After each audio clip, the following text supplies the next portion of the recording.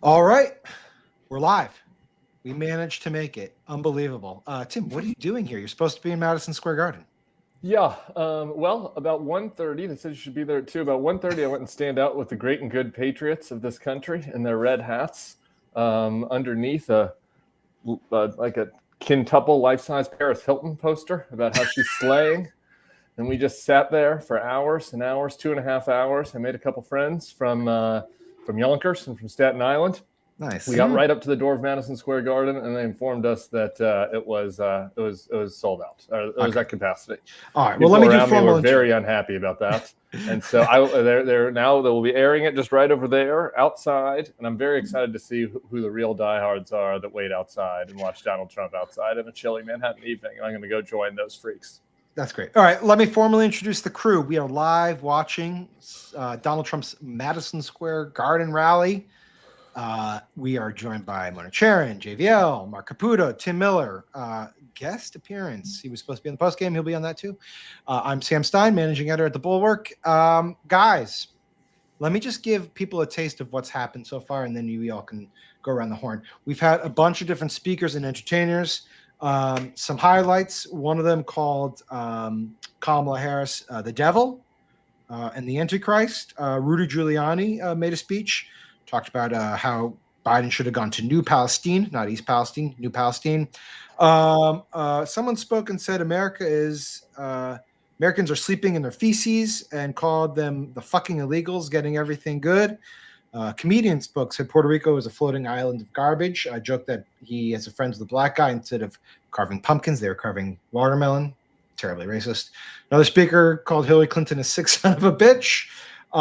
Said Democrats are a bunch of degenerates. That was Sid Rosenberg. And he also called Doug Emhoff a crappy Jew. That's just a little bit of the taste so far. We've had a bunch of... Yeah, but Sam, they're really good on the policy, right?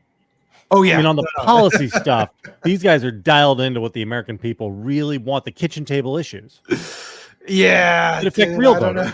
I don't know. JVL, what's your real thoughts on this so far? It's the Schenectady, New York triumph of the will, I guess, right? Triumph of the will, Catskills edition. And Bridge and Tunnel? Yeah, the Bridge and Tunnel triumph. I mean, I look at it and I just think they're gonna choose this. Yeah. They're gonna choose this.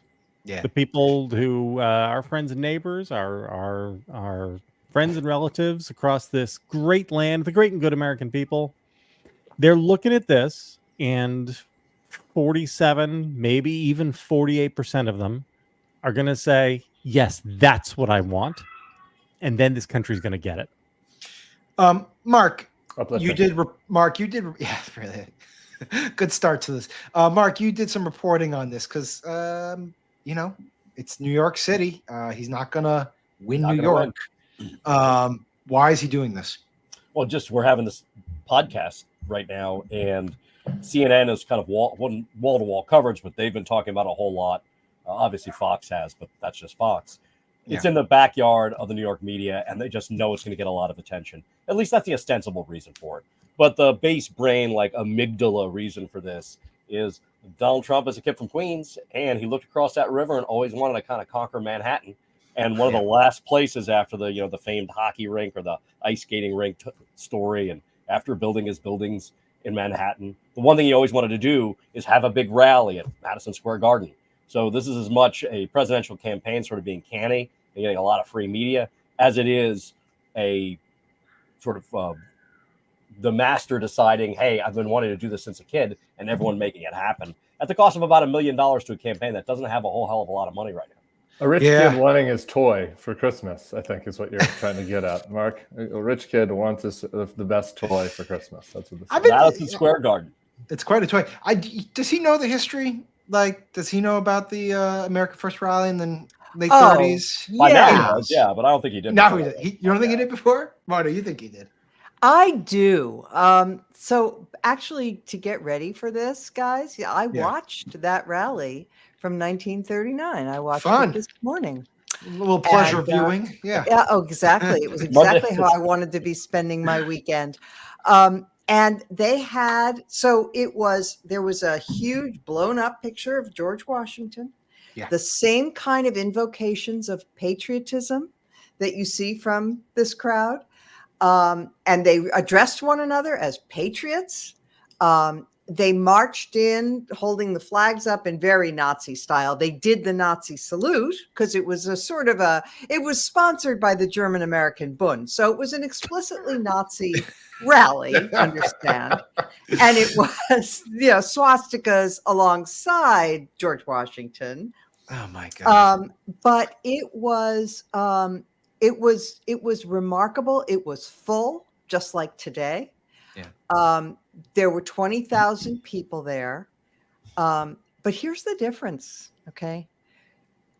In 1939, there were 20,000 Nazis inside Madison Square Garden. There were 100,000 demonstrators, anti-Nazi demonstrators outside. Right. It was the largest police presence in the history of New York. They were ready. I think somebody said they were ready. They had enough police officers to go to war with a small country. And it was just and after that rally that featured all this Nazi iconography, support for the American Nazi Party plummeted. Okay. It plummeted.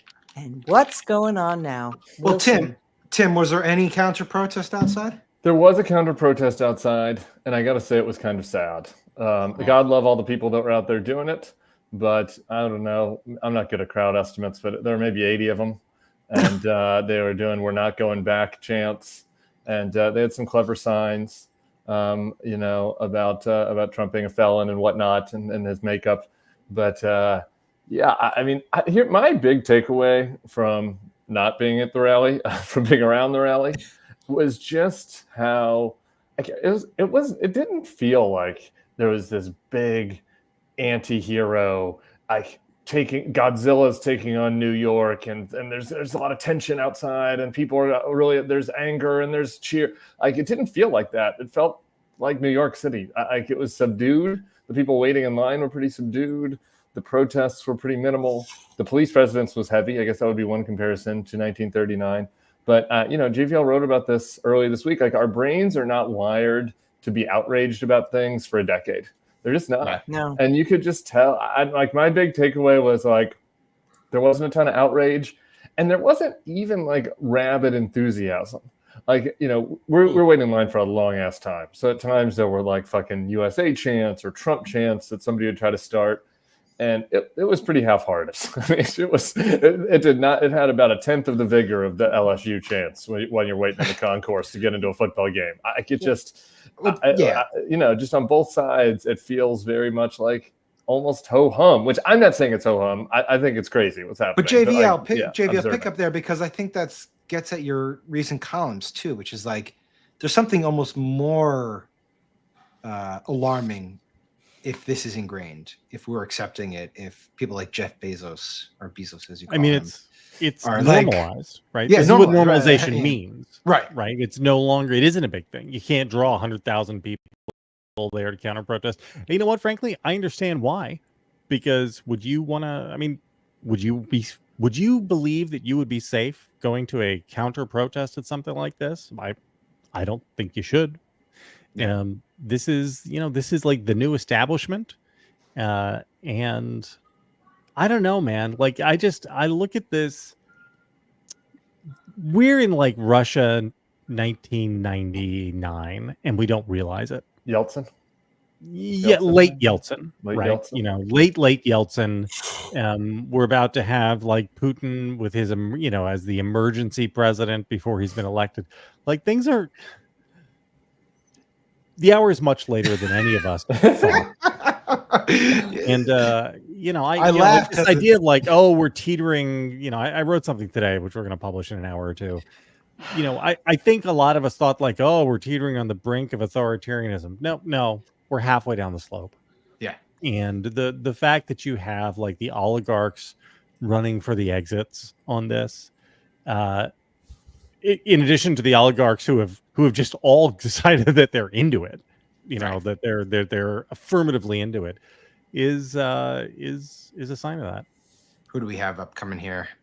Elise. Is it We Elise? just had Byron Donalds, right? Can I offer one more There's observation? on the Elise. crowd? There's Elise. Elise. Stefan, Sorry, okay. Need an Mark Yeah. She's Plaid. had a makeover. Look at her. I mean, that little butterball of charisma. I mean, she is something else. I'd like to have one more crowd observation, Yeah. and that is of the people that I got to hang out with for a long time. I mean, it was a mix. I wasn't asking everybody to tell me how much their 401k was, but it was Why not? It was not a working class crowd. Like it was. I mean, there was a lady in a Goyard scarf next to me, and guys like checking What's their that? Schwab A accounts. what scarf? Fancy, just like a fancy Fancy brand. It's a fancy brand. Okay. I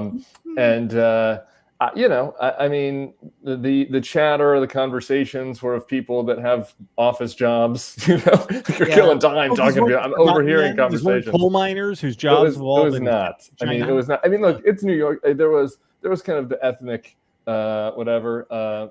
What was the gender borough. breakdown? I'm kind of curious. I would say it was probably like 65-35 men, 60-40 maybe. But the interesting thing was the young. There were groups of young men that like made a day out of it, like just kind of guys in their 20s.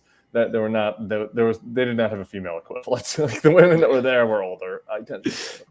Hey, Mark, what's the state of the play inside Trump campaign? Like, how confident are they right now about where things stand? I mean, in fact, I just want to set the stage because they have, in addition to this Madison Square Garden rally, they've advised already that he will make a swing into New Mexico on Thursday and then Virginia on Saturday.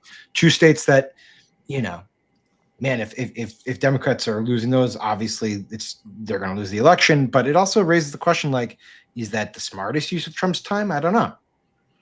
Probably not. But when you asked about New Mexico, originally I thought, well, maybe he's going there because of the Senate. And then I remembered for the story that I'd done previously about why he chose New York, buried in that story is one of his advisors saying, look, we also care about the House. Right. And where we go, we're thinking about different House races. Now, take this with a grain of salt. A source of mine familiar with, how would I say this properly on the fly? A source of mine very familiar with House campaigns on the Republican side had said, allegedly, or had said, after his speech at Coachella in California, they showed a modest improvement of Republican enthusiasm in one of their congressional races there. The Albuquerque race in New Mexico 2, they also want to see higher Republican turnout. One of the things that the Republicans across the nation are seeing, even here in Florida, where we're now a former swing state, we're now barely a battleground, is we're just seeing, relatively speaking, much higher Republican enthusiasm than Democratic enthusiasm and turnout rates. Right. And you're seeing that to a degree in Nevada and some of these other states. You're seeing that in North Carolina. And so they think if we can send them to these other places, we can get those young bro MAGA guys that Tim was hanging out with, excite them and get them to vote. So in New Mexico, too, I have to see about Virginia, but I would assume it's going to be the same story. I have an alternate theory. My theory is that Trump thinks that he can win these states, even though the data shows him that he can't. And he's telling his advisors, you know what? Let's just do it. Like, I can pull these states in. I got this. I have an alternate theory. Donald Trump wants to have big crowds. One of the reasons I disagreed with Mona originally on the idea that Trump was aware of the Nazi rally that had happened in Madison Square Garden before he chose it is that presumes that the guy's like a student of history and he reads things. Yes, I understand he's talking about McKinley, but the reality is like he's not really known for being a very studious guy. He's just very instinctual and kind of guttural. Mark, you're absolutely right. You can never go wrong assuming his historical ignorance. But when you put together the string, that goes like this, Mark Kelly talking about how Trump was bringing up Hitler and saying, Kelly. General Kelly. Not the senator. Sorry. Right. Saying, Hitler did some good things, right? And I want generals like Hitler's generals, like the German generals, actually, is what he said. You put that together with the use of terms like vermin, with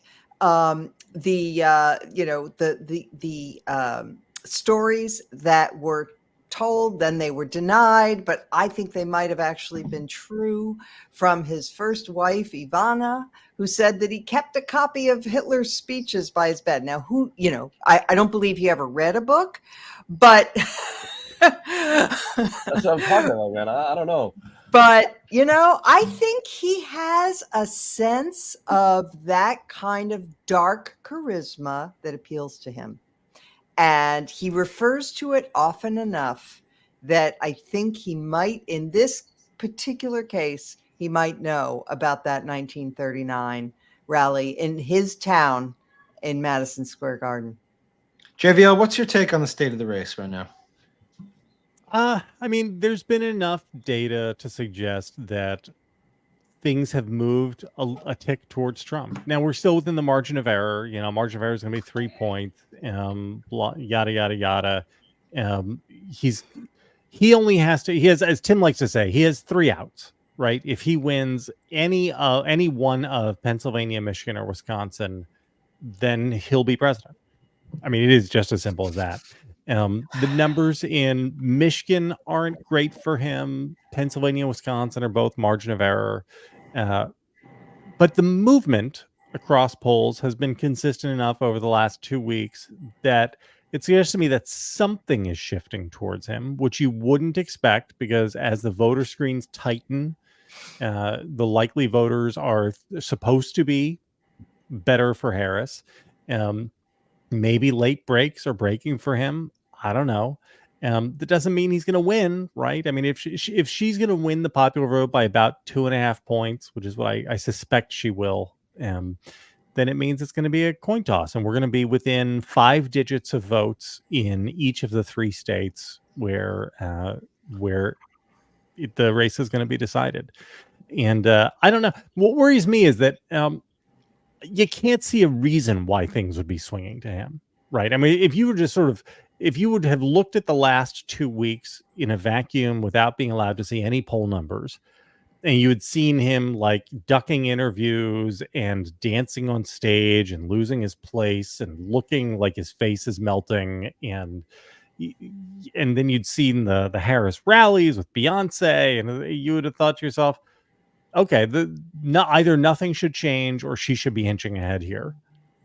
The fact that it's going the other way is what really makes me think that people want him. And I have a question for each of you. What? I've been thinking back to the general feeling among his voters in both 2016 and 2020. And in 2016, there was a lot of, look, I know this sucks, but we have to vote for him. And in 2020, there was a lot of, look, he's going to lose anyway. So, why jump ship? This time it feels like it's a much more affirmative. We want this. Like, we're 8 years deep on this stuff. We are past a pandemic in which 1 million Americans died, and an actual insurrection, an actual real deal insurrection in which people were killed. And now it seems like people are just more affirmatively into it. And maybe I'm wrong, but I would be curious as to what you guys think. Could I give an alternative? You go first, Mona. Perspective, because I just had a huge knockdown, drag out argument with an actual family member who has been on the fence and is now has already voted for Trump. Did they not read my letter? Did they not read my letter to Nikki Haley voters? So that didn't seal the deal? Exactly. So the thing is, it could be that there's outright enthusiasm for him, but it could also be something else. It could be that the paid media against her is working, right? And there's a lot of it. And she was a liberal, and people don't like that, and whatever. And they don't like high prices and trans surgeries for illegal immigrants in prison, etc. All the things that they're putting in their ads. The foreign policy stuff is landing with a lot of people, God help us, who think that the world is out of control and he's tough and he'll be better for world peace, or for at least American security. And there are a lot of people who are not seeing Beyonce. They're not seeing her rallies because they're getting the diet of Fox News and the other, right-wing outlets that are feeding them an incessant diet of incitement and hatred of Democrats as the absolute worst thing. So that's why they're willing to go with Trump, even though they still don't like him. I have some thoughts on this. I was thinking about this today, about, putting aside who wins. I think we all sort of are in agreement that it's pretty damn close toss-up. Regardless of that, I think in a post-election environment, one of the sort of existential questions that Democrats have to face is how do you break through in that type of media ecosystem? I mean, I think Harris was dealt a really difficult hand. Campaigning for 100 days is hard, really hard. People didn't know much about her as vice president, and what they didn't know about her, they didn't like, and she had to turn that around. But I think, fundamentally, the party has to sort of engage way more aggressively in media environments that they find off-putting or difficult. And I just find like the Pete Buttigieg model has to be the model that everyone adopts. You can't not talk to them, or else you risk. You see, you're shaking your head, but I feel very strongly about it, because if not, you risk them caricaturing her. You risk them creating a caricature of the candidate that is just going to be adopted by 40% of the population. And I just don't know that works either. I mean, well, what's the alternative? Is that if 48% of the country wants fascism, they're going to fucking get fascism. I have a. You guys are being kind of sad, and there's that one happy note from earlier today that I don't know if you noticed.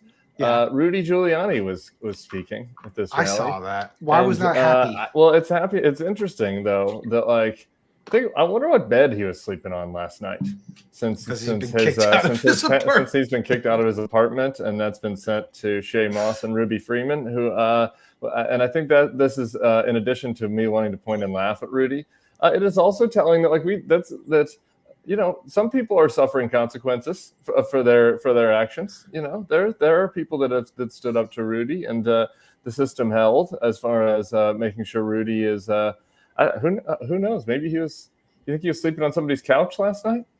That's a total non sequitur. Total non sequitur from what we were talking about, but I appreciate it. About JVL's 48% want fascism, because the fact is, I don't think that's true at all. I don't think 48%, even if that's the vote share he gets, and he may not, it's not going to be that 48% of people want fascism. It's that 30% want it very badly, and then other people are just not engaged enough citizens to know that that's what they're voting for, in effect.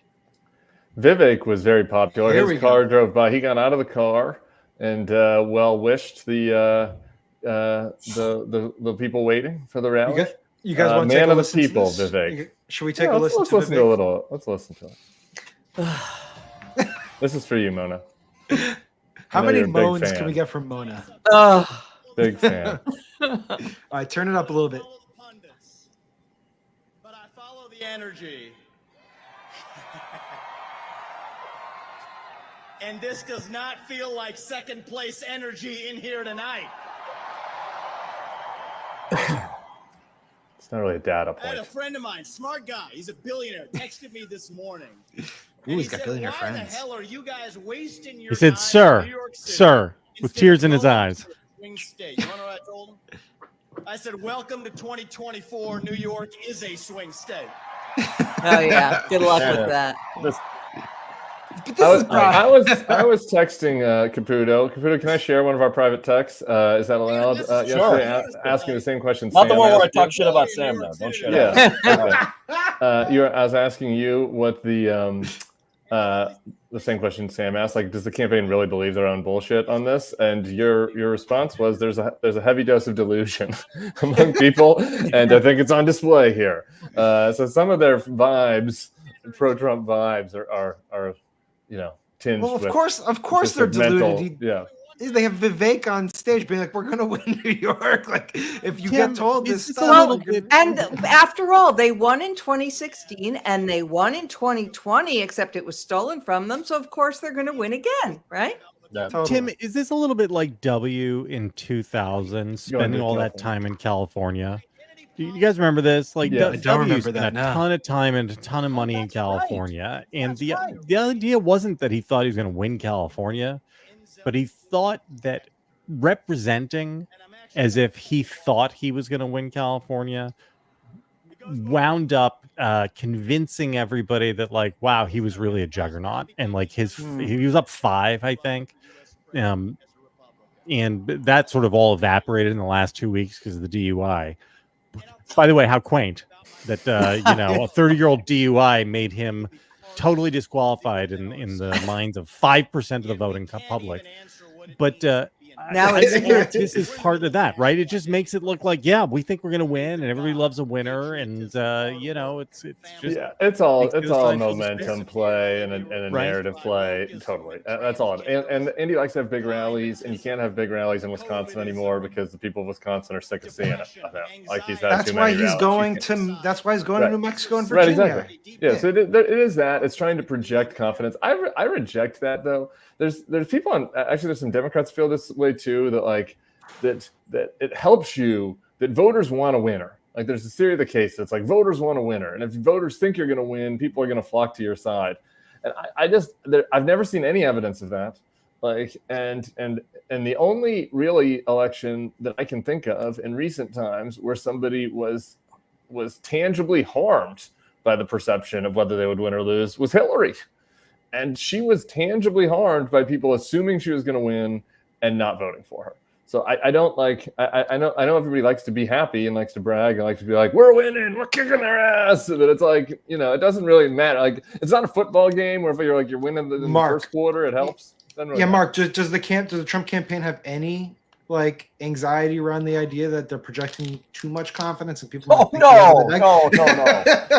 That is they're not into self-doubt. I mean, it's the to borrow the sort of a phrase or the movie phrase that Jonathan had just invoked. It's the sort of the triumph of the will and the power of positive thinking, right? That's their whole thing. Like, we're going to will this into existence. We're winning. We're going to win everywhere. We're going to win 110% of the vote. Now, in fairness, about 4 weeks ago or so, about a month ago or so, you could just kind of feel in the force in the Trump camp, like, maybe we're going to lose this, right? Like it's not getting better. Right. And then all of a sudden, like a pheromone got released or something, and there's just marginal improvements in polling. The mood turned. Now, some of that is delusion. The certainty, I think, is a delusion. Is it a delusion to think they're going to win? No. But, for the past 3 weeks or so, they've been kind of riding that high. And then when the early vote numbers, like especially in like Nevada and North Carolina started to come in, that now it's, there's pure cocaine going into the system, right?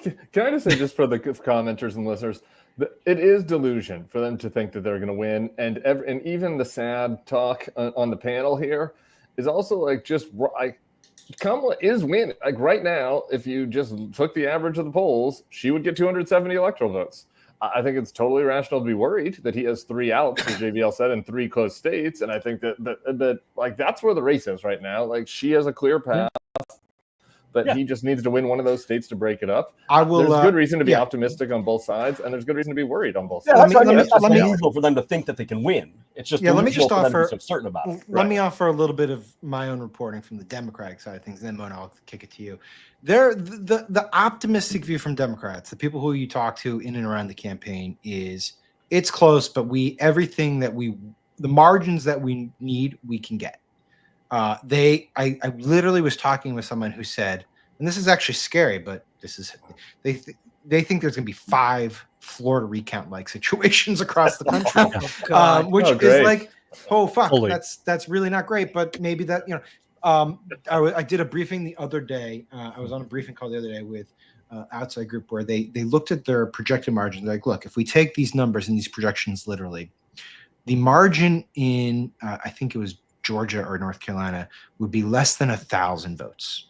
That's their projection, less than 1,000 votes out of millions cast. But there's a cautious optimism in the Democratic ranks that, in fact, and even with these early turnouts, they feel like they're going to hit their metrics and they will win. Someone's wrong here, right? Someone's bluffing, someone's wrong. But I will say, having talked with people in and around the campaign, they have not wavered on that. Every other Democrat is freaking out, but not that. Mona. And to kind of circle up to what we were talking about a moment ago, sort of the theory of the case, or how the state of the race is. The reality is in the blue wall states, you still have more Democratic voters and Democratic leaning voters than you do Republican ones. Right. And so if the Democrats hit their targets, she wins. But so far, she's not doing it. So that's how you can kind of see the early vote stuff is so out. dumb, though. Yeah. The early vote, I'm banning any analysis of the early vote from the Bulwark podcast over the next 2 weeks. I'm not doing the it next now. 10 days. Nobody has any fucking idea what they're talking about. I could show you an early vote analysis from a very smart person who, on the Democratic side from 2016, who said that the early vote meant that Hillary was on pace to an 8% victory in Florida. We could, in 2020, nobody was right about the early vote predictions. We don't know anything. In 2020, it was a pandemic election where a lot of people were voting by mail, and so like the idea that the turnout is lower in Atlanta now. It's just like, can you just explain this? Like, since we have time anyway, Yeah, can you sure. explain what? Because this is about like what we would call in demographics birth parity or the tempo effect. But voting, it means that we don't have any fucking idea when and how people vote anymore. We don't. Right. And there's been massive shifting in when and how people vote, in part because of the pandemic in 2020, and in part because of Donald Trump telling his voters that they can't trust the mail. Right. So Republicans used to be big mail voters. Now they're not. Now they do more early voting.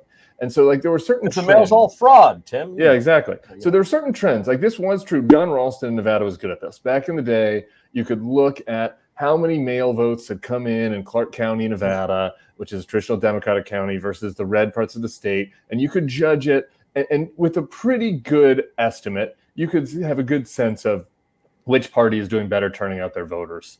But like, and that was a tool that people used, to analyze the early voting campaigns. But like we've had huge turnover in how we vote, in the way that people vote. We've had restructuring within the parties, and so like people are not as good. These data nerds are not as good as they say, as they think when they're analyzing what is happening at the early vote. We'll have some picture by election day, but then again, we won't know what election day turnout looks like. So again, when people are like turnout's up, we like, well, compared to what? Like, is this going to be a 2020 election, a 2016 election? Like, there are too many variables to be able to accurately judge, anything based on the data. Hold on, we got a Tulsi sighting here. Tulsi Go sighting? ahead, Mark. Go ahead, and then we're gonna go ahead quickly. Then we're gonna take it to Tulsi. Agree in part and dissent in part. Yeah, for forecasting who's going to win, bad idea. But nevertheless, we're still victims of the numbers we see in front of us, the polling, and the data as it is. So far, the data just indicates that you're seeing more Republican turnout relative to Democratic turnout. And yeah, there's a question of independence. What I was going to add to what I was talking about there is, while Democrats currently aren't turning out at these same rates as Democrats, or better said, yes, as Democrats aren't turning out the same rates as Republicans, one of the things that you see in Wisconsin especially is a lot of the independents, or better said, the people who are undecided, are sort of Trump voters, and they're sort of hanging back. And so far, Trump hasn't given them, and I'm basing this a lot on a friend of mine, Sabrina Rodriguez, who writes for the Washington Post, has talked to thousands of voters in person this year, spent a lot of time in Wisconsin. And she said, yeah, all the independents, or most of the independents, line up that way. And the thing for Trump is if he hasn't made the sale yet, do rallies like this that we're watching here, and the various things he's saying on the campaign trail and everywhere, help turn out his voters, give the undecided voters? And I don't think the answer to that is yes. And what they do is they scare the shit out of Democratic voters, and they're going to possibly get them to turn out. So I don't see this as being so catastrophic for Democrats as a lot of social media commentary would suggest. Mona, Mona hasn't spoken in a hot minute. I'm kind of curious for her takes on this. Oh, sorry. Yeah, no problem. So one thing about, whether to be sad or not. So I think that JVL's attitude, and it reminds me of my dad, which was, to be pessimistic, because then you can't be disappointed, right? So right? That's how The I live my restaurant life. will not be open, I'm sure, or it won't be good. And then, right? So then you're happy. The only surprise you can have is a happy one. So that's the way you go into an election, assuming everything can go wrong. But there are a couple things that make me think that, it could go well. I'm very, very nervous. I wish that Harris were 10 points ahead, and I'm not going to be comfortable until, the 10 days after the election when we finally get a call as to who won. But I do think that the male-female ratio thing is so telling this year, because the huge gender gap, there are a lot of ways that this plays out. First of all, women are more intensely concerned about abortion than men are intensely concerned about, say, immigration. It's a more heated thing. So I think the intensity of their feelings about it will propel more turnout. Also, women tend to turn out more than men in every election since 1980. And there are more women than men in the population to begin with. So, and then finally, there's one other aspect of this, which is, sorry guys, but if this offends anybody, but the fact is, lots of times women remind their husbands and boyfriends that, it's time to go take care of something, like go vote. And women aren't going to do that if they think their husband's going to go out and vote for Trump. So, just a thought. Fair enough. I will say one I want to add to this, and then I do kind of want to listen to Tulsi for a second. But one add to this is that why not? I mean, I literally never heard anybody say that sentence before. Aloha. I want to just listen to Tulsi for a second. I like her presentation. Fanboy Sam Stein. Look, I appreciate. Oh, wait a minute. I get it now. And homelessness, and a vote for Donald Trump is a vote for economic prosperity and opportunity for every single one of us as Americans. Nice. See? I think you're getting 90% of what you're looking for on mute here, Sam. I don't know that we need to listen to it. Okay, I got to say, I called this in 2020. I said then that she was in the wrong party. And there we are. Freedom and every one of it's funny because as Marc reported, they love her and they love RFK Jr. Oh, absolutely. The crazier you are, the more you're a natural Republican these days. Did you guys read Perdicone's dispatch from the RFK Jr. Make America Healthy? Not yet. Oh, it's so good. I have to read that. Yeah. I can't do this, Sebastian. Please, I can't listen. All right, turn off. I will. What do we know? Do we have the schedule? How many more of these pregame speakers we have? Because I'm going to top back out with the people. So I have a schedule. So here's what we're going to do. I have a schedule, but they're not going by schedule. Shocker. Trump was supposed to start at 5. We obviously are well past that. JVL's got to leave in 6 minutes. The plan right now is to talk until Trump starts. Then everyone can watch the rally however they want, including our viewers here. And after Trump speaks, we're going to reconvene for a members-only event. So that's what we're going to do. Marc, you're raising your hand like a good schoolboy. What's going on? Do we have to watch the Trump speech? Marc, you are a Trump reporter. Dude, I've watched so many. It's like being at sea. 9 more days. 9 more days. Look, here's what I want to do. Every one of them for like fucking 3 weeks. If he wins, we're all condemned to it for 4 more years. Here's what I want to do. I want everyone to watch it, but I want everyone to have a couple cocktails or a glass of wine while watching it. We'll come back. We'll be a little bit loopy. You'll see which one of us drank more than the other. I was going to get back to the serious part. Here's where I'm going to tie it all in a bow here. Here's where I think the Trump stops in New Mexico and Virginia are as ego-driven as they are stupid, because the Harris campaign has been doing these big rallies, minus the Texas one, which was message-driven, and minus Tuesday, which is message-driven. They've been doing these big rallies in and around when voting starts, when registration deadlines happen, and they are using them systematically and tactically to gin up interest and votes.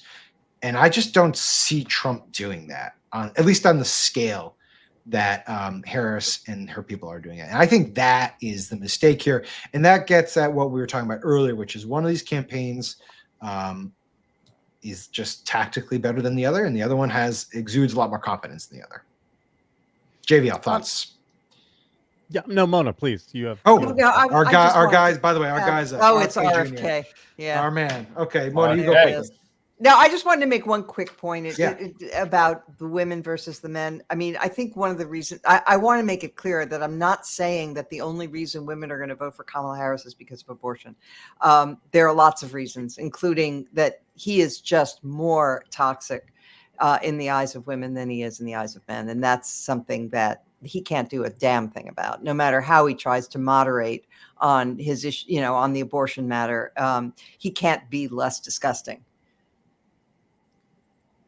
All right, JVL. Let's you pick listen it up. to. Oh wait, JVL, give us a final thought. JVL, Let's listen to some RFK. before you go. My final thought is that RFK Jr., Tucker Carlson, and Tulsi Gabbard are more likely to be Trump's successor than Ron DeSantis. Oh, yeah. Mm-hmm. And maybe even than JD Vance. JD Vance will have the backing of Elon Musk and Peter Thiel. But this is a party where crazy is what they want. Anything that smells like a normal politician is going to ultimately repel people. I don't know, man. I look at it and we're all going to spend a lot of time making excuses for voters. I just want to hammer this home, right? I mean, we for like 6 months while Biden was losing, it's not that voters like him. It's just that Biden's too old. The age thing really matters. People they just worried. They want a guy who can do the job for 4 more years. And so Biden leaves and we get a 59, now 60-year-old replacement. Trump looks like his face is melting off of him and he can't remember where he is. And nobody fucking cares about age anymore. Right now it's like, oh, age, it doesn't matter. Right. We were told like, oh, crime. It's the crime is what people care about. And we've now had 2 straight years of the biggest reductions in violent and nonviolent crime that we've seen on record. We were told inflation was actually inflation's down. Unemployment is, persistently low. The American economy is the envy of the world. Like every other industrialized country in the world would trade places with us in a heartbeat. None of the excuses that we make for voters actually hold any water. The voters want this. Now, maybe not enough of them, right? Maybe it'll only be 47.5%, right? But maybe not. Maybe 48%. And maybe Kamala Harris will get to 50.2% or something like that. And it turns out that, getting a flat majority just doesn't work because we have a system which empowers minority rule on the regular, not as a sort of like, Halley's Comet once in a blue moon. And I think regardless of where we come out, the takeaway people like us need to have coming out of this election is that the theory of Bidenism was that normal still exists. And if we fake it until we make it, if we model normal in the world, if we attack things like semiconductor production and infrastructure, and we get bipartisan majorities for legislation that's normal, then, the poison will be leached out and everything will be fine. And that is actually not where we are. We are in a place that's going to require incredibly radical and aggressive reforms to the system in order to prevent the continuing, not like the creeping beginnings of, but the continuing autocratic push, which is the system we have. And I'm not convinced that anybody quite realizes that yet. I feel like JD Vance of 5 years ago, be like, yeah, we're going to, 5 years ago, 2 years ago, we're gonna have to go to some places that a bunch of center left people aren't comfortable with yet. But I actually think that's the real answer. Wow. Good luck, America. Good uplifting. Okay, let's turn it straight to RFK Jr. from there. JVL, thanks, man. We'll see you later. Hi, guys. Catch you on the other side. Political candidates, including me and Donald Trump and all other political candidates that can't win an election. And instead of bringing in a candidate who wins the primaries, abolish the primaries, and then pick 2 candidates, anointed them without receiving votes. We don't even know how Kamala Harris received the nomination. Okay, to be clear, we know how she got crowd is And really this is into the party RFK complaining about how the Wall DNC has Street. out to get him. This is all grievance banks. politics. Well, welcome to the Big Trump data. rally. I mean, come Wait, on. where's big Mark? Yeah. tech, of the military Whoa. contractors, and the parties of big pharma, big ag, There we go. big food, Boom. and big chemicals. Call the roll. This is the party that's given us And the big sickest family children in dynasties. the history of the world. Yeah. When my uncle was president, 6% of Americans had chronic disease, and we spent 0 on chronic disease in this country. Today, 60% of Americans have chronic disease. This is existential for our country. We're spending $4.3 trillion a year, I trust the 5 stats. times our military budget. 77% of American boys cannot qualify for military service because of chronic disease I diagnosis. feel discussion about girls' This is puberty existential coming. for our country. It's coming. Yeah. So let's have some President McDonald's Trump here. called me after 3 hours after his shooting. He said, would I come and sit down with them? And he said to me during that meeting, he said, there are some things that we can agree on and some we disagree on, but the landscapes on which we agree are so much larger. He said, I want to end the wars.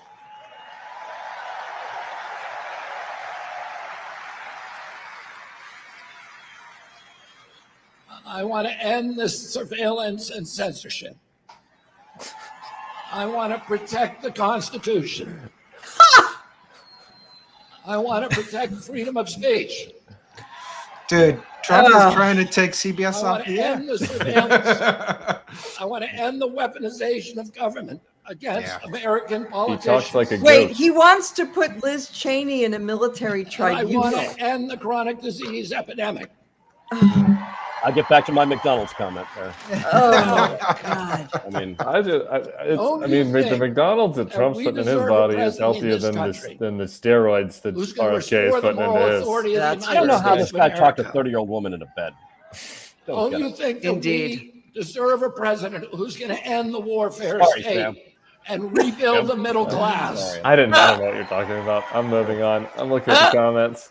Move Sorry. on. Don't you want a What a president disgrace to I forgot the this was Kennedy America family. I first? agree. This guy, JFK, had Crohn's disease. Good point. That's a good point there. Don't you want a president? Yeah, Who's gonna JFK was like protect our loaded on children? barbiturates and that guy was Who's a going rock to protect star. women's sports? Amphetamines, barbiturates. I think he had like And raw who's going to injections. stop of dividing this cortisone. country along racial Where's lines? Roseanne? Yep. Where's Roseanne And when we don't need you her? want Oh, a man. president who's going to end I'm- the corruption I love at me the some federal Bobby agencies? Kennedy, I gotta be honest. He should have come out with like a FDA. whale's head. At The whale's NIH, at CDC, Or the bear. Where's the and at bear? CIA. Another commenter pretty said close to JFK Central had Park. Addison's. I actually don't know what disease JFK had. Do we know? He had Did, Addison's. he did have Don't you want a Addison's disease. president Yeah. who's going to make America healthy again? I don't know, man. Can you mute for a second? Can we turn it down for a Make second? America great again. So this is what kind of gets me is that like, and JV, I wish JV was here because he's right about the fact that these are the people who are going to inherit the earth.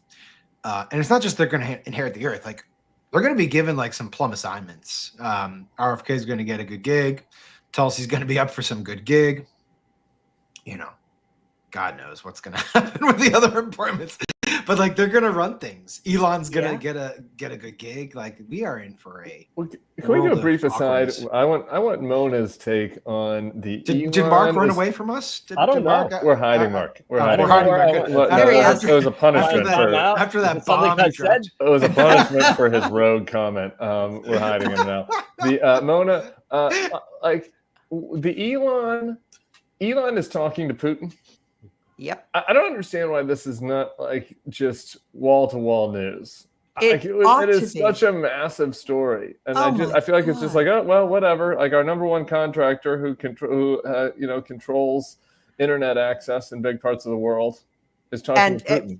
yes, I mean, so first of all, Elon Musk is on, speed dial with Vladimir Putin. And guess who else is? Trump. So, this is the most successful foreign influence operation in the history of Russia, right? I mean, they now have, Putin has his private channel into the richest guy in the world and who controls what you were just saying, and the potential next president. And they are not just dealing with him like in a normal era. You would say, oh, well, it's good to keep lines of communication open with, foreign leaders, whatever. No, he's giving them their talking points. I mean, that's the thing. They spew his bullshit. Elon Musk, a few years ago, I remember a couple of years ago, he starts talking about Crimea and the water situation. Remember this? Yes. The water situation in Crimea. And I'm thinking, he doesn't know this. This is coming directly from Putin. There's no way he would have knowledge about this thing. And he was saying it sort of in support of the Russian position. And there's Tucker. Yeah, God, I think I'm going to be ill, guys. Why are you subjecting me to this? I'm sorry, Mona. We got to listen to Tucker. It's a good Senate. Hopefully, there's and no they try and comments take about everything daddies, that you have. They try and put you in prison. hitting their children. They try and put your children That was in a weird- prison. Oh, God, yes. Who are they If trying that to? happened to Who you, is the how they often do and you what think you'd be children are going they back putting to in New York prison? City? How about never? And yet he's here. It's like getting thrown out of a bar. And you think to yourself, well, all my friends are in the bar. And you approach the door and there's the bouncer like, you're not allowed in here. But from behind the bouncer, you hear the cheers of your friend, come on in! And the bouncer hangs his head in shame. He's embarrassed that he's working for the man trying to keep the most popular person out of the bar. And that's Donald Trump back in the city that produced him with no embarrassment at all, in a room full of his friends. The stones that takes, the bravery that takes, is incredible. It's very brave to go to Very New brave York to show where people up don't to like you. Show up to gonna an win. arena of 20,000 people loving know you. that He knows that's true. exactly how to massage Trump's Why is ego. Donald Trump It's going to win? just, The people he's about to defeat have no idea. And they're panicked. They have no idea why people like Donald Trump. And their first theory was, true. well, The Donald first Trump is statement. evil, so half the country's evil also. And that's one of the reasons they spent the he's last been 4 years listening trying to to JVL. destroy He's the ripping country. on JBL. For liking Donald Trump. How much easier would it have JVL been and just to Tucker did pause work for in the 20 same minutes? office for a I while, know. a couple Honesty and decades some ago. silent So, place. Why do there's people like there's some Donald string Trump? there. Do we And know if if they had Tucker's on been our honest distro enough list? to ask themselves that question, they would have come up with the two main reasons, and here's what they are. The first reason that people like Donald Trump is because he likes them. That's why. Oh yeah, And it's real. Yeah. Affection is something you can't fake. affection. That's when you think about Affection, Donald that's How Trump. many exactly times what Kamala Trump Harris is would full tell me she of. loves Yeah. me? I don't believe her. Affection for regular people, I saw not her like kiss him. her husband with a mask on. A mask on. That's her version of love. What? It's fake. It's not real. They spent 10 years telling you Trump is a hater. Do you feel that on him? No, you don't. Because it's not there. I've spent a lot of time with Trump. And there's not one moment I've ever been with him off camera where he's spending his time grousing about people he hates. No, but Ever. you have said you He's hate talking him. about the people and the country he loves in his private time. Trust me.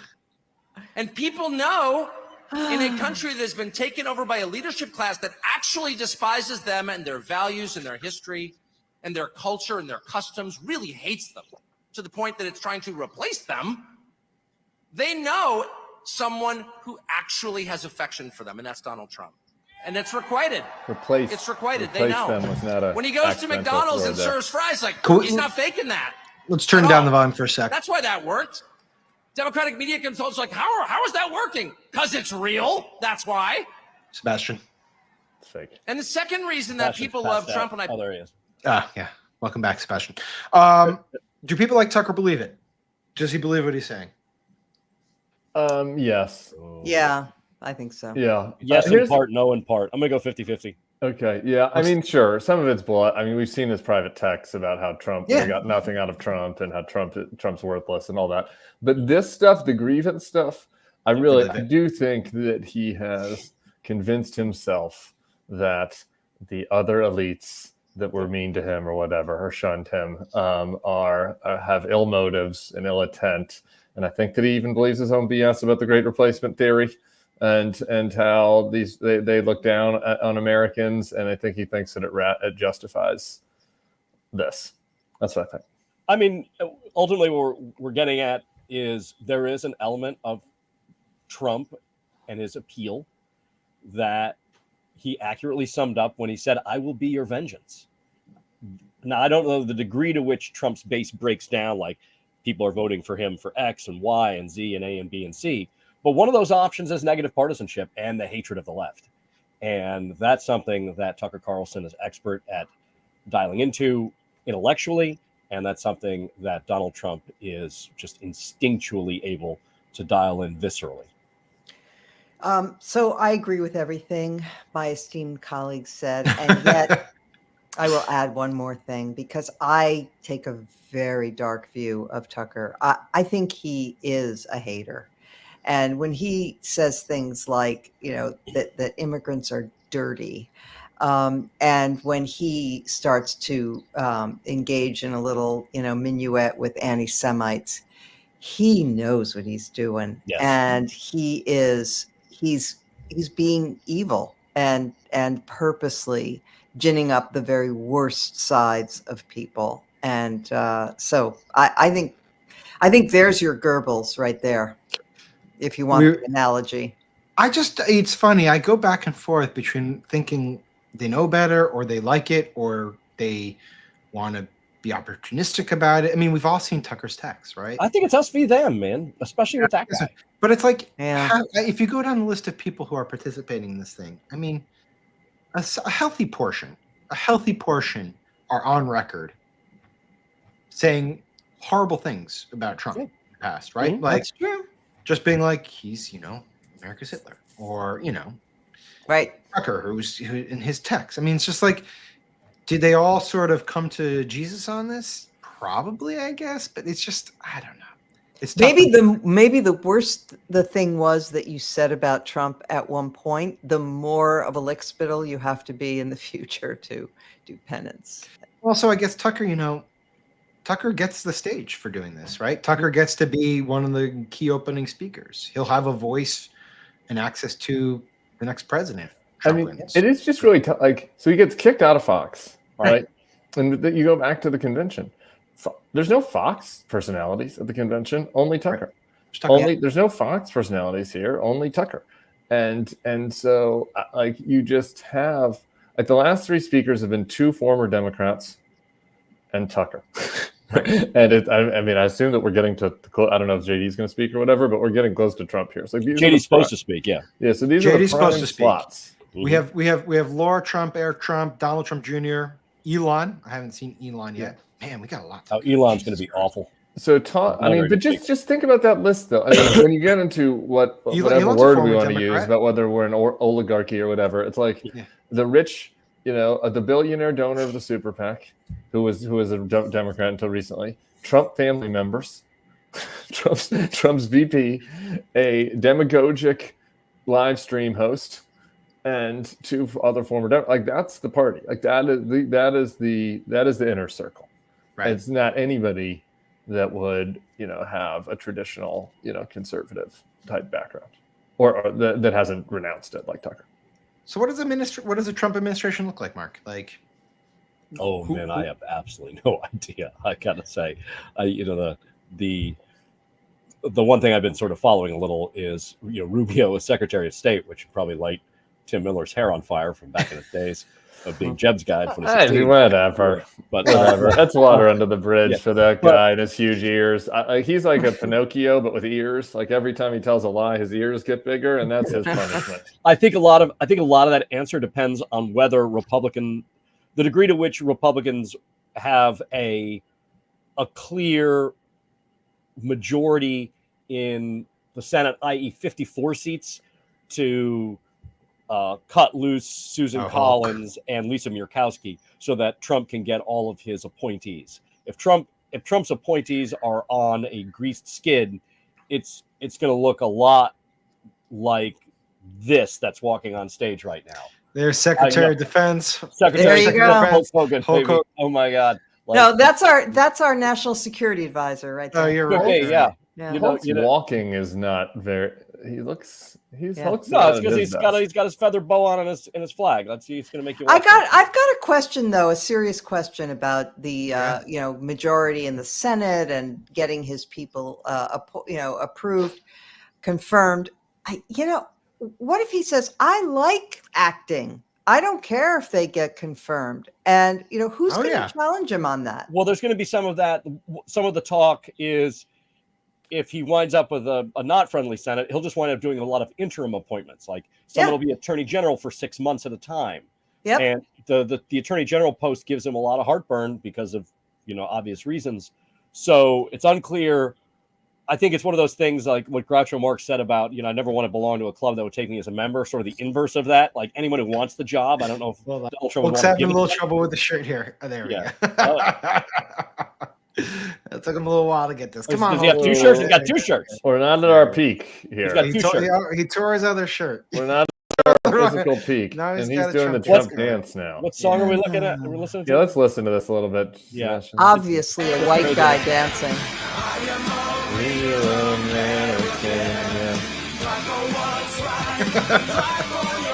Hulk is looking rough. Dude, he's in his 70s or something, Yeah, right? man, I think he looks fine. He's old. His body's been through a lot. Who's put more needles in themselves, do you think, between RFK and Hulk on this stage tonight? People, you seriously want to dim this and dim us and listen to this guy? Yes. You seriously want? Okay. Yes. Hulkster. Yes. But to answer your question, Tim, I think I'm going to Where's Randy Macho Man Savage in all this? That's what Oh, he's doing the peck thing? He's doing Look the peck at him. thing. Yeah. Hulk's putting more maybe we shouldn't. Well, let me tell you something, Trump-a-maniacs. I cannot believe this, dude. This is basically like a mini convention reboot. Yes, this is the convention done at MSG. Yep. Was the Sebastian. Andre the Giant match in MSG? Probably. I'm curious if people, if we can. He just said I'm body slamming giants. Tim, you know what you're talking about, man. You called this was my childhood. And the energy in Madison Square Garden is off the Richter scale. But today, Trump-a-maniacs, the energy in here is something like I've never felt. The energy of all these Trump-a-maniacs is the most powerful force in the universe. And today, this is Donald Trump's house, brother. Yeah, he paid for it. $1 million. Whatever he's talking about. I keep thinking of that Mencken quote about the people, and that eventually they will get what they truly desire, which is an absolute moron in the White House. Domestic terrorist in here. The only thing I see in here are a bunch of hard-working men and women that are real Americans, brother. That's kind of one of those, when you have to say it, that's not really a great sign. When you have to be like, I don't see any domestic terrorists in here. It's kind of like, when you're refuting the charge, it isn't really the strongest kind of he sounds for real, validator. He sounds like he has a heart of gold that's all for the USA. Oh my God. But when I hear Kamala speak. Okay. All right. That's enough. It sounds, yeah. He's about to say something potentially like nasty. From Hollywood with a really, really bad actress. Oh. Is that a Haktua? I think that's a Haktua. Yeah. Oh. Really? Really went there? Mm-hmm. By the way, to answer Tim's question, yes, in 1987, Hulk Hogan and Andre the Giant did wrestle in Madison Square Garden. Yeah, there you go. I think he just bring everything back up there. Did he actually do a Haktua thing there? He did. He did. Yeah, he did. But was it the fellatio reference, or was he spitting in disgust? Disgust. Or was it both? Yeah. I think it might have been both. Who knows? I don't know, guys. I feel like this one. You're gonna go Hawk to a girl. You're gonna go a Hawk to a girl reference. I think this rally might backfire a little bit, honestly. Well, as I was saying earlier, like I'm, if there are these undecided people, and if more of them happen to lean Trump, I'm not sure how this helps get them decided, right? What's anybody who's? I don't know. You think anybody who's a potential Kamala voter would even see this? I don't know. So there's like the undecided commenters here. Our lovely commenters are saying. I will say the camp. No, I mean somebody who's on the fence, Oh, and gosh. yeah, No, that's what I meant. they're gonna get little clips of it They'll hither get and yon. clips. And right now, social media and the Kamala Harris campaign has done a great job of this. They are saturating social media with all of this sort of the incendiary, offensive. Okay, things all to right, say. okay. Have you that's seen good. Have you seen the Bad Bunny Good. thing? Have you guys been tracking this? No. The what? So Bad Bunny, famous artist. Oh, over hugely the popular. Puerto Rico stuff. I would Yeah, say. yeah. He apparently he put on Instagram or whatever Harris's plan for Puerto Rico, as well as a clip of her talking about how Trump threw paper towels during the hurricane recovery there. Like literally right around the same time that one of the opening acts was saying Puerto Rico is a floating island of garbage. Right. And so the Harris people are kind of jumping on this stuff and trying to make that contrast. I'm not saying this is an elixir. I'm not saying this is going to win the election, but I can't for the life of me see why this works in Trump's favor if you're trying to reach Puerto Rican voters, of which there are many. Well, the third the state with the third largest Puerto Rican population is Pennsylvania. I read something about so 460,000 ish Puerto Ricans in Yeah. Pennsylvania, and they vote. Yeah, They're American citizens. Voters, I don't know what the number would be. Yeah. Well, we have 1.3 million in Florida. Yeah. And I think I just think I have to have hope that having a Hulk Hogan make a blowjob joke about the vice president and someone talk about Doug Emhoff as a crappy Jew on stage as some sort of celebratory we got this shit rally, look at us, we're gonna totally do this. It just seems it reeks of spiking the football. It reeks of spiking. No, it's really I don't know, interesting, man. Sam. You guys, the one criticism. Mark's gonna tell me no. No, the criticism I have is it's the idea that there are all these plans and everything. It's like, let's just have a big rally and let's just be badass. And so I'm not saying this was planned. planned. No, but he's just saying it might backfire. That's all. Yeah, I'm not saying it's planned. I just think it's silly. Okay. I think it's Sergeant gratuitous. Is that Sergeant Slaughter on stage? Remember when Sergeant Slaughter went over to the Iraqis? I did. That was a sad day for America. There's a lot of wrestling fans at the Bulwark. I never was that big a wrestling person. It was American theater. How Yes, could I you know. not be a big wrestling fan, Sam? Because I was into normal, what? real things. Okay, guys, I got to give you another historic. You ready for another historical nugget? Yes, please. Okay. Yeah. So at that 1939 rally, this guy rushes the stage and tries to attack the speaker, who was the main Nazi guy when he was speaking. And all the thugs around the big Nazi guy tackle him and start beating the shit out of him right on the stage next to the speaker. And That's good. the police then rush in and the guy's clothes are torn off him, but he's still struggling and whatever. And the audience loved it. They loved seeing this guy get beaten up this way. And it turns out he was a rando who just happened to wander into the rally. He was a Jewish guy from the Lower East Side. And when he heard all this anti-Semitic bile coming from the speakers, he got carried away, couldn't control himself, and he rushed to attack him.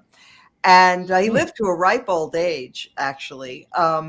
But to see the footage of the facial expressions of the little kids, not little, like teenage boys who were on stage, they were so excited at seeing this guy get beaten up. And it was a perfect distillation of the movement. And maybe that's why at the time they saw their support diminish. Of course, nowadays, maybe it would just increase the support. JVL would say so. That would be viral. It would go viral.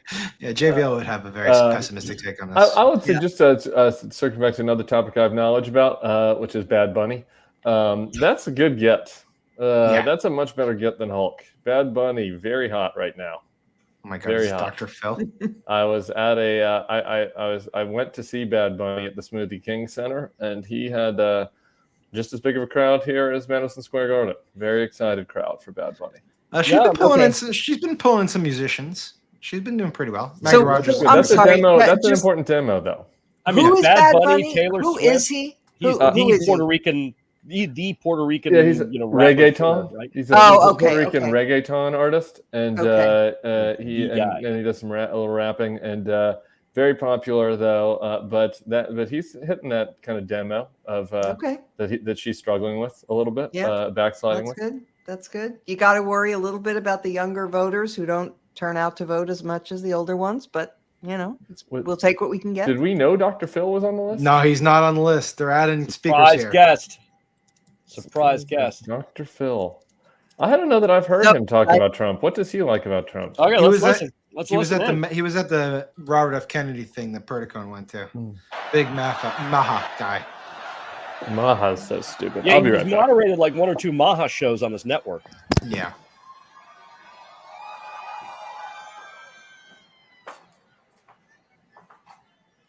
Well, you guys look just like you do when I'm on TV. Well, when you're on TV, you can't see anyone. Except for you, No, you exactly. look a little different. Who's he talking about? Who knows? Listen, I love you guys for caring enough about the United States of America to come out here tonight. Thank you so much for caring enough to come out here tonight. I have to tell you, I love this country. That's different. Good. It's good. Yep. Really dynamic speaker. I do. I love this country. I stand up when our flag goes by. I put my hand over my heart when they play our national anthem. Wow. And I'm so proud to see so many people take time out of their day to come out here and stand up for this country. And sorry, my dog is making noise. I don't know if you can hear him. It's all right. Anything good? And What's enough, has Dr. Phil been lighting the room on fire? He loves his country. Just to stand up Puts his for hand Donald over his J. heart. Trump. Hey, Lord knows he we were doesn't told that need Trump me was to going on stand at up for 5, him. right? Correct. Yeah, and it's now told a lot of 6, and things. I'm hungry. I have to go Yeah. eat dinner. Trump also Can I said come that he won back the election later? in 2020. Yeah. Why don't we do Different this? groups We're going to that do are this scared because we have no between earthly them. clue when Trump's They going to have start. impeached him, Why don't indicted we him, raided him, Seep out of railroaded this, him, and we shot will him. tell our viewers that we were going to do the members only chat on the backside of Trump. So what I want all our viewers to understand is, Peanut. oh, look at that. Oh, Yeah, hi, that's cute. Peanut. Yeah, that's Hey, Peanut. doggy. He won't We make- gave you an hour and 15 minutes of pregame. I think Yep. that's more than fair. On the backside of Trump, I want you all to come back in. We're going to do a members only video recapping what happened and going over just everything Trump You want said. to tell people how they can become a member, Sam? Why don't you tell them? Okay, I go don't know. just go right on over to thebulwark.com. All right, go over to thebulwark.com. Yeah, click the about. I always go through the about page. We don't actually have a very good, easy. No, way it's to- right there, right at the top. Live Is that- reaction. Join us tonight from Madison Square Garden, right at the top of the page, thebulwark.com. Head on over there, and you can Madison just Square get Garden. yourself subscribed. Come on, it's worth it. It's totally worth it. We have 9 days Oh. left, guys. We have This 9 is- days left. you know. This is the only way to maintain your sanity. Is Exactly. through the Bulwark. It's what And I everyone promise says. I will be at least 2 to 3 cocktails deep for the post game. We'll get a little loopy. It's gonna get a little loopy. We're gonna eat the dogs. Gonna eat the cats. I'm gonna go out with the people and see how things are doing on the street. Yeah, Tim's gonna Okay. give us a little bit of street action. All right, guys, thank you so much. We'll see you on the back end. Everyone, thank you for joining us on this video. Really appreciate it. Please subscribe to the Bulwark and then join us for the post game. See you then. Take care. Great. Bye.